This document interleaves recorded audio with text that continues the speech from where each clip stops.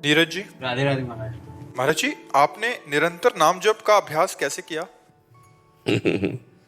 राधा राधा राधा राधा राधा राधा राधा। नहीं, देखो तुम भी करो, राधा राधा अंदर करो।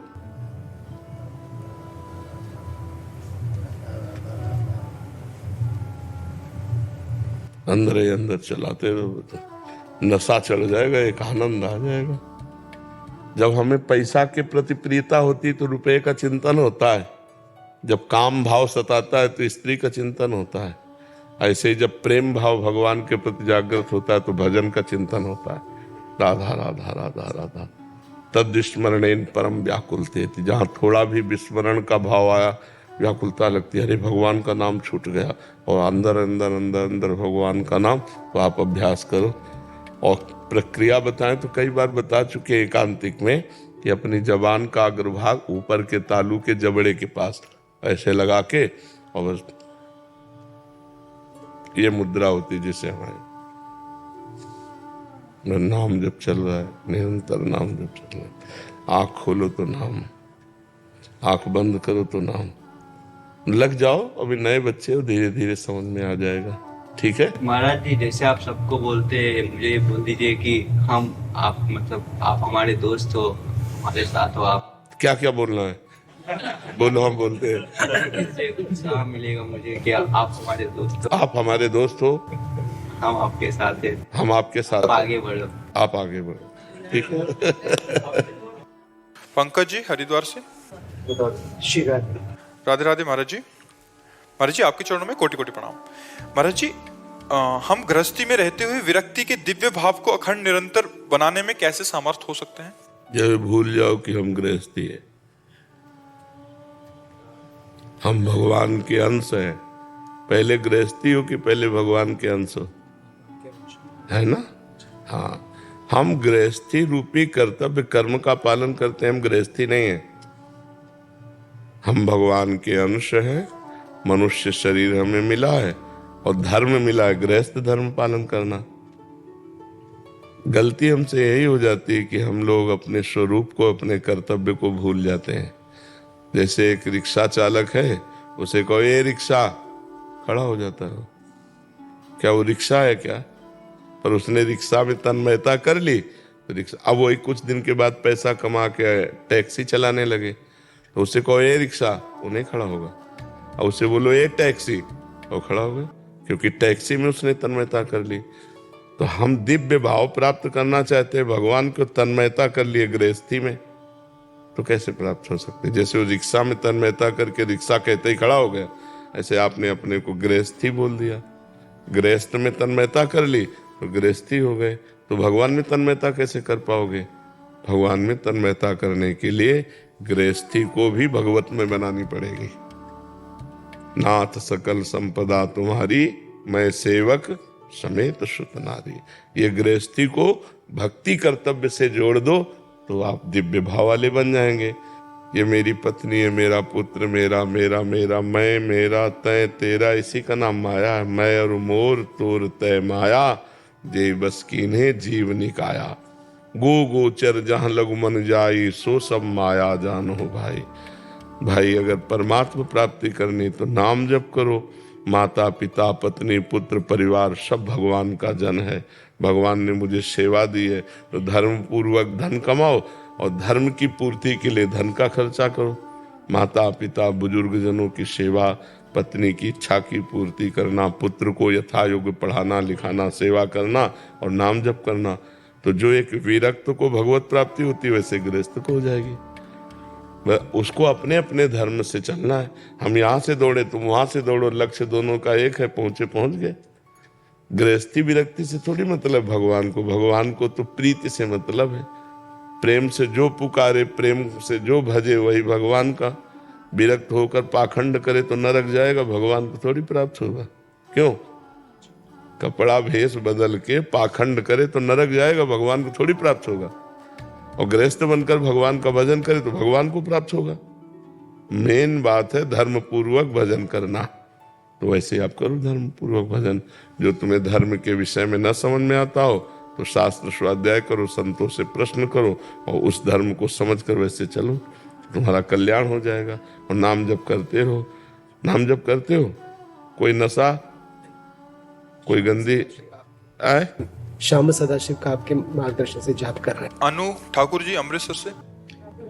राधे राधे महाराज जी। महाराज जी, आपके सत्संग से पता चला कि हमारी अंतिम मंजिल मृत्यु ही है, तो आत्मा सिर्फ परमात्मा की प्राप्ति के लिए आती है क्या महाराज जी? और जब उसे मार्ग यहाँ ज्ञान क्योंकि नहीं हम होता फंस गए हैं ना, तो हमको सुअर कुत्ता बनने पर ज्ञान नहीं हो सकता, भूत बनने पर भजन नहीं कर सकते, पशु पक्षी नाना प्रकार की योनियां हम भजन करने के लिए, भगवत प्राप्ति के लिए, आत्मज्ञान के लिए मनुष्य योनि है। मनुष्य योनि के द्वारा ही हम परमात्मा प्राप्ति कर सकते हैं, दूसरा कोई मार्ग नहीं। तो भगवान ने कृपा करके हमको मनुष्य देह दी है कि हम अपने सतमार्ग में चलकर भगवान को प्राप्त कर लें। तो यहाँ आकर हम भूल जाते हैं सतमार्ग। भाई कमा रहे हैं, अपने परिवार के साथ खुश हैं, खा पी रहे हैं, इसलिए आप थोड़ी आए हो। आप तो आए हो कि अपने धर्म का निरपेक्ष होकर पालन करो, भगवान की प्राप्ति करो। तो ये लक्ष्य तो जल्दी समझ में आता नहीं। अब परिवार के मोह में, संसार के राग में, अभी सोचो कितना संघर्ष है मनुष्य जीवन में। आज आप स्वस्थ हो, आपका दिमाग काम कर रहा है, आपके नेत्र काम कर रहे हैं, आप कान से सुन सकते हो, तो आप अपना उद्धार कर लो। नहीं, कल मनुष्य शरीर में ही ऐसी समस्या आ सकती है कि आप भजन नहीं कर पाओगे। जब शरीर में पीड़ा होती है तो शरीर का चिंतन होता है, भगवान का चिंतन नहीं होता। कोई घटना घट जाए तो उसी का चिंतन होता है, भगवान का चिंतन नहीं होता। यावत स्वस्थमिदम कलेवरम यावच्च दूरे जरा, जब तक बुढ़ापा दूर है, शरीर स्वस्थ है, कोई दुर्घटना नहीं घट रही, तब तक भजन कर लो। नहीं, किसी के साथ भी घट सकती है। ये बड़ा जीवन संघर्षमय है, बड़ा संघर्षमय है। तो कैसी कैसी परिस्थितियां संसार में आनी है, इन्हीं से मुक्त होने के लिए हमें नाम जप, भगवान का आश्रय और धर्म से चलो। बख्शेंगे नहीं भगवान, इतनी बात समझ लो। अवश्य में वो भोक्तव्यम कृतम कर्म शुभाशुभम। यदि तुम पाप कर्म करोगे तो चाहे जितना दान पुण्य कर लो, वो एक डिपार्टमेंट हो गया। पाप कर्म तुम्हें दुख देगा, तुम्हें भोगना पड़ेगा। तो हम भजन करके इतना साहस प्राप्त कर ले, इतना ज्ञान प्राप्त कर ले कि दुख हमें परास्त न कर पावे। मनुष्य जीवन बड़ा दुखमय है। निकल जाओ तो निकल जाओ, नहीं फिर गए 84 लाख योनियों में। यही थोड़ी कि अब अगली बार फिर मनुष्य बनोगे, पता नहीं क्या बनना पड़े। देवीदास जी कर्नाटका से। महाराज जी राधे राधे। महाराज जी, आप माता पिता की सेवा की बहुत महिमा सुनाते हैं। महाराज जी, मेरा एक प्रश्न है कि माता पिता की सेवा श्रेष्ठ है या भगवान की सेवा श्रेष्ठ है? माता पिता की सेवा, माता पिता की सेवा श्रेष्ठ है।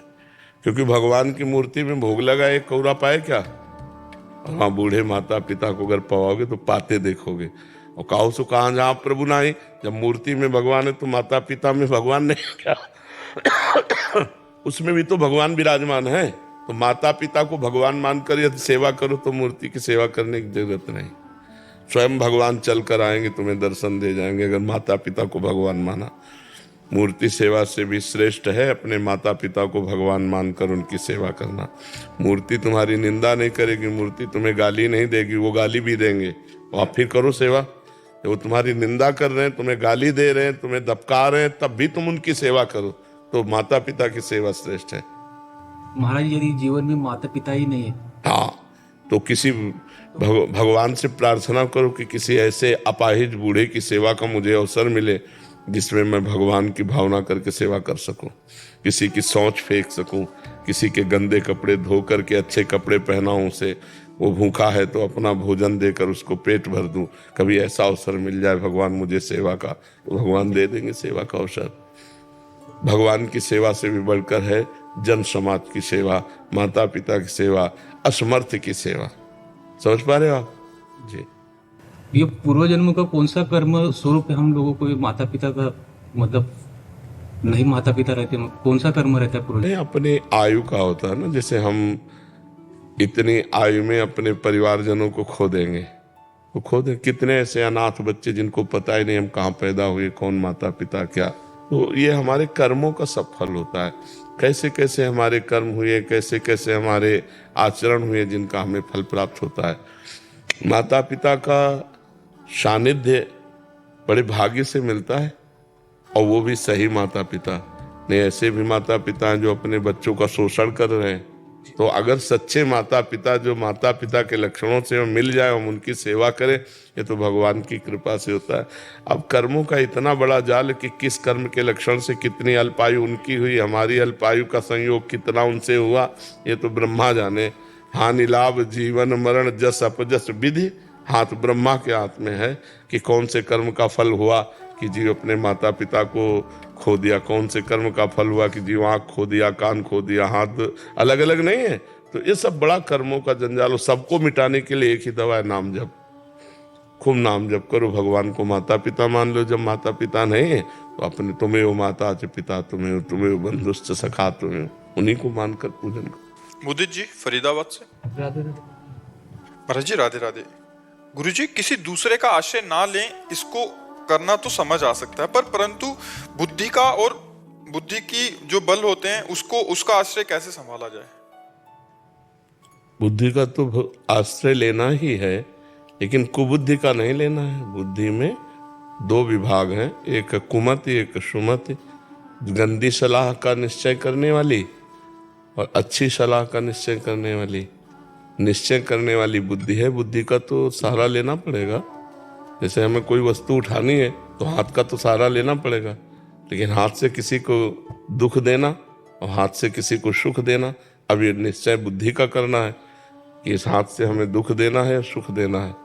तो दुख देने वाली कुमति होती है, सुख देने वाली सुमति होती है।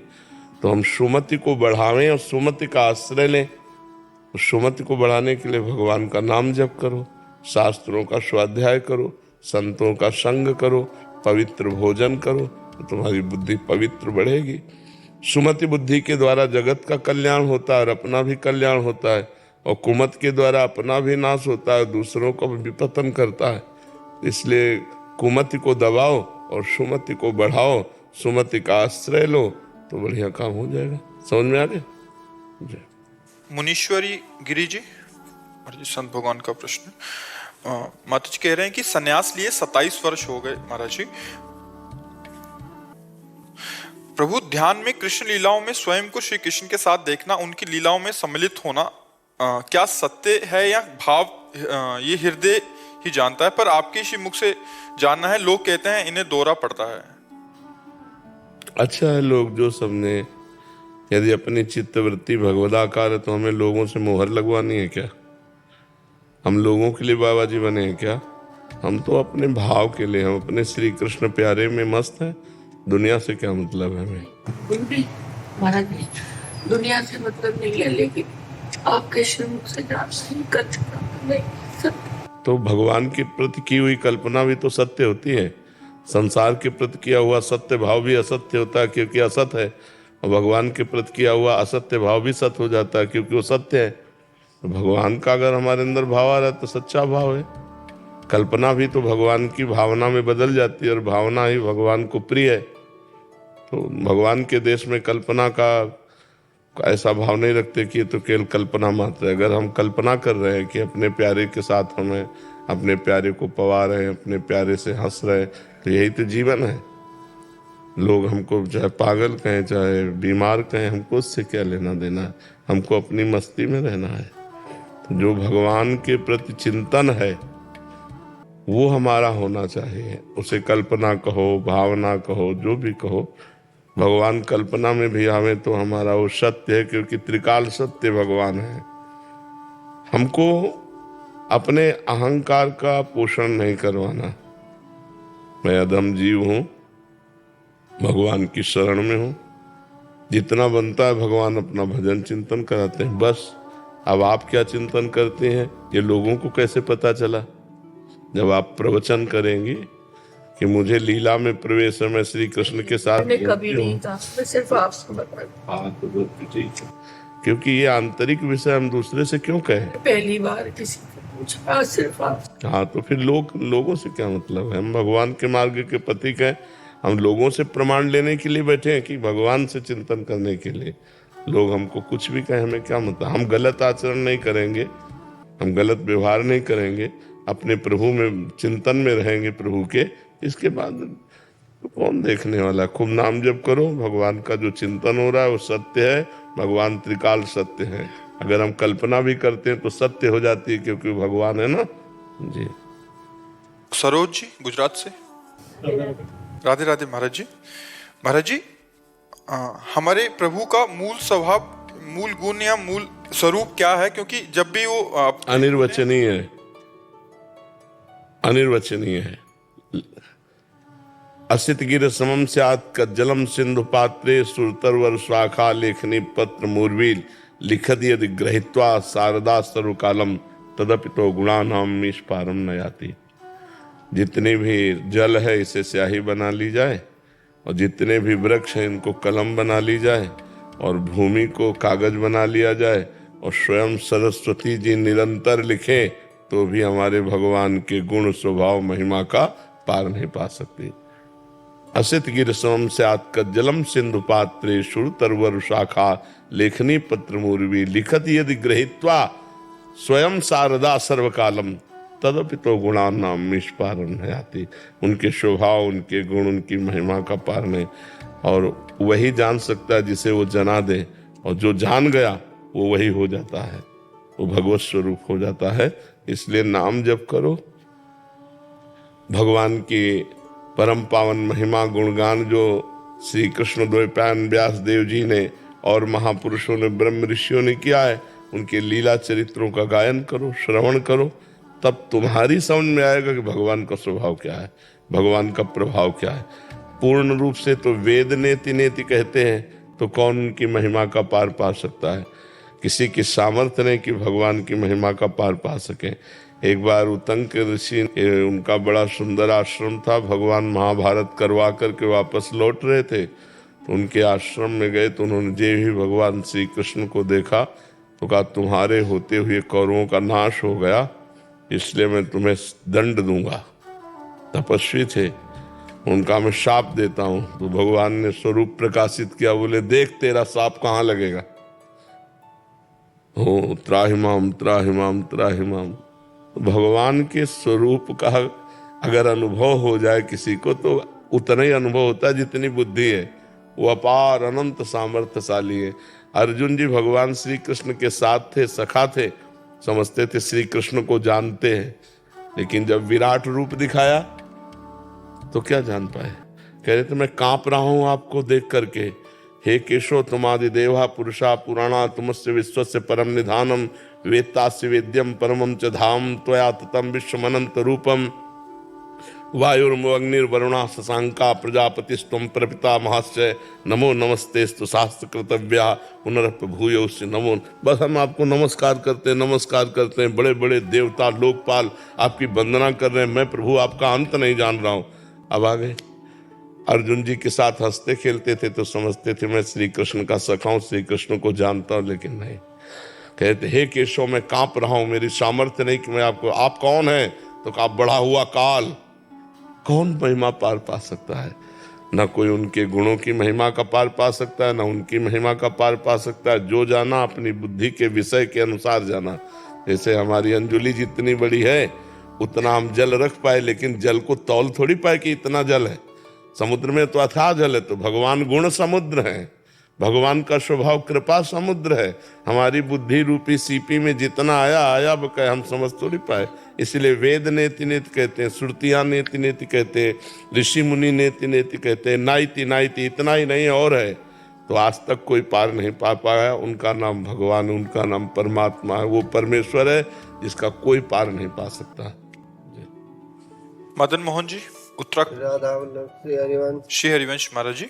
महाराज जी ज्ञान की प्राप्ति कैसे होती है? मुक्ति कैसे प्राप्त होती है? वैराग्य कैसे प्राप्त? पहले सदगुरु भगवान के चरणों का आश्रय ले, प्रणपातेन च प्रश्नया, उनके चरणों में अपने को समर्पित कर दे।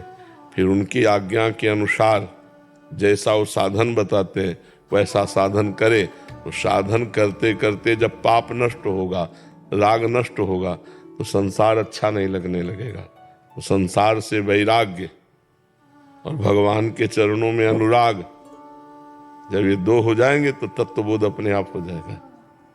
संसार से वैराग्य बिना हुए, भगवान के चरणों में अनुराग हुए बिना भगवान के तत्व का बोध नहीं होता। तत्व बोध होना ही ज्ञान है। यही तत्व सर्वम खलमिदम ब्रह्मणे नानास्ति किंचन, सब जगह एक परमात्मा विराजमान, उसके सिवा कुछ नहीं है, ऐसा बोध होना तत्वबोध कहा जाता है। तो सद्गुरु की शरण और उनकी आज्ञा के अनुसार साधना और ब्रह्म ज्ञान प्रदान करने वाले शास्त्रों का स्वाध्याय, जैसे उपनिषद है, योग वासिष्ठ है, अष्टावक्र गीता है, भगवत गीता है, इनका स्वाध्याय किसी महात्मा के सानिध्य में, तब हमारी बुद्धि प्रखर होकर तत्वबोध को प्राप्त होती है। सुप्रिया जी असम से। राधे राधे राधे राधे। महाराज जी आपके चरणों में कोटि कोटि प्रणाम। महाराज जी, मैं केवल बाहरी नियमों में ना फंसी रह जाऊं, इसलिए पूछ रही हूँ कि सच में आध्यात्मिक रूप से आगे बढ़ रही हूँ, इसको मैं कैसे पहचानूं? जब भोग वासनाएं कम होने लगे, जब कोई गाली दे हमें बुरा कम लगे, जब कोई सम्मान दे अच्छा ना लगे, किसी से मोह ना रह जाए, किसी भी भोग सामग्री की उपस्थिति में भोगने की इच्छा ना हो, सुख दुख में समान भाव होने लगे, तो जान लेना कि हमारा अध्यात्म बढ़ रहा है, हम अध्यात्म की उन्नति को प्राप्त हो रहे हैं। अगर ये लक्षण नहीं है तो अध्यात्म की उन्नति नहीं है। हमारा भजन ठीक चल रहा है, इसकी हमारे अंदर पहचान है कि हमें मान अच्छा नहीं लगता, किसी से मोह नहीं है, कोई भोग की नवीन भोग भोगने की इच्छा नहीं है, भोगों के सानिध्य से हमारे अंदर कोई हलचल नहीं है, सुख दुख में समान भाव है, निरंतर भगवान की स्मृति में डूबा हुआ है। ये है परमार्थ की उन्नति के लक्षण। सांसारिक होने से मोह कैसे छूटे? भजन में सब सामर्थ्य है, भजन करो सब ठीक हो जाएगा। एक है साधे सब सधे और सब साधे सब जाए। एक पकड़ लो, जो गुरु जी ने नाम दिया वो नाम निरंतर जपो। प्रत्येक कवल में भोजन पाने से जैसे क्षुधा निवृत्ति, तुष्टि और पुष्टि होती है, लेकिन जब पेट भर जाता है तब समझ में आता है। ऐसे ही भजन प्रत्येक एक एक नाम में सामर्थ्य है। संसार से वैराग्य, भगवान से प्रेम और स्वरूप का बोध, ये एक एक नाम से होता है। पर जब कम से कम 18 घंटे भजन होने लगे, निरंतर भगवदाकार वृत्ति, तब समझ में आएगा। संसार से वैराग्य, भगवान के चरणारविंद में प्रेम और तत्व का ज्ञान अपने स्वरूप का स्वतः हो जाएगा। आप केवल भजन करते रहो, पाप कर्म ना होने पावे और सतत भजन हो रहा है तो तत्वबोध अपने आप हो जाएगा। गुरु आज्ञा में रहे तो सब ठीक हो जाता है।